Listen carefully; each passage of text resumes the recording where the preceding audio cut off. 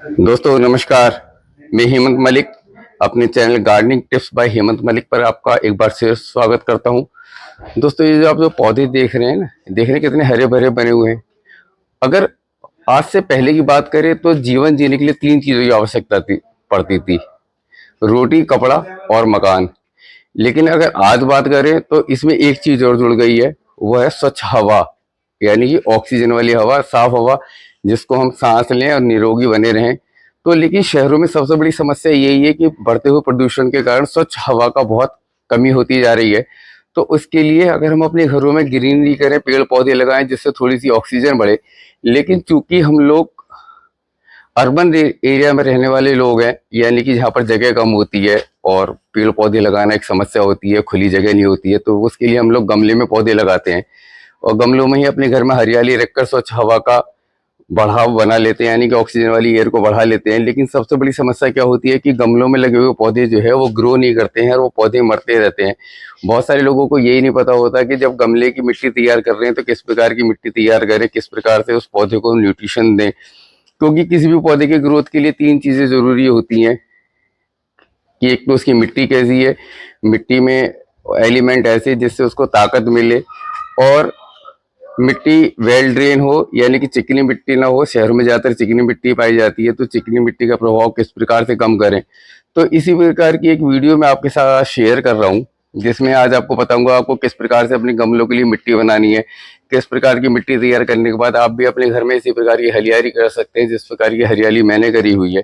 तो चलिए मैं आपसे अब शेयर करता हूँ कि किस प्रकार से आपको मिट्टी बनानी है और क्या क्या उसमें चीज़ें डालनी है जिससे आपके पौधे भी हरे भरे बने रहें और भरपूर हरियाली आपके घर के अंदर हो और ऑक्सीजन फ्रेश एयर आपके घर में अवेलेबल रहे। तो दोस्तों मिट्टी तैयार करते समय तो सबसे पहले ध्यान रखना होता है कि मिट्टी ऐसी हो जो वेल ड्रेन हो, जिसमें पानी बहुत ज़्यादा देर तक खड़ा ना होता हो, मिट्टी चिकनी ना हो, यानी कि जो पौधे की रूट से जड़ हैं उनको एयरेशन मिलता रहे, और मिट्टी में कोई फंगस ना हो। तो ये चार चीज़ों का ध्यान रखते हुए हमें कोई मिट्टी तैयार करनी होती है। सबसे पहले अगर हम गमले की मिट्टी तैयार करें तो उसके लिए बेसिक चीज़ होती है सॉइल, यानी कि मिट्टी। मिट्टी में पौधा लगाया जाता है, उसके बाद मिट्टी में अगर हम थोड़ा सा वर्मी कंपोस्ट डाल लेते हैं जिस प्रकार मैंने डाला हुआ है, तो वर्मी कंपोस्ट एक नाइट्रोजन का बहुत बड़ा सोर्स होता है।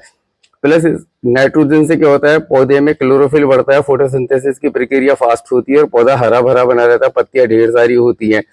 और दूसरा क्या होता है कि ये पौधे का जो ड्रेनेज सिस्टम है उसको इम्प्रूव करता है, यानी कि पानी जो है गमले में डालते हैं बहुत देर तक खड़ा नहीं होता है। और जो ये वर्मी कंपोस्ट होता है ये एक खाद के तौर पे भी पौधे के लिए काम करता है। इसके लिए इसके बाद अगर हम बात करते हैं तो वो होता है पौधे के लिए जो एलिमेंट्स हैं, जो न्यूट्रिशंस है, वो उसके लिए सबसे बढ़िया होता है सरसों की खली। मैंने ये सरसों की खली और नीम की खली को एक जगह मिलाया हुआ है।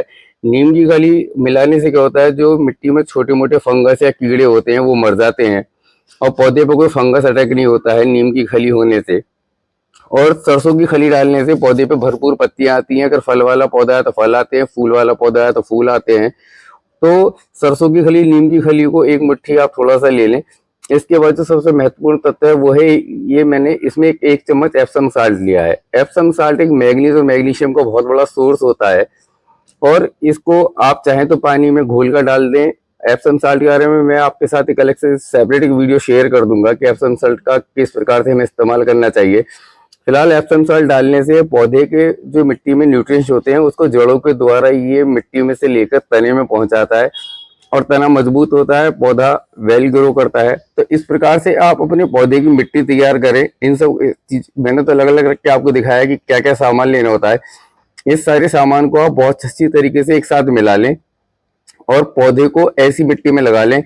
आपको दावे के साथ कहता हूं कि आपका पौधा मरेगा नहीं, बहुत अच्छी तरीके से ग्रो करेगा।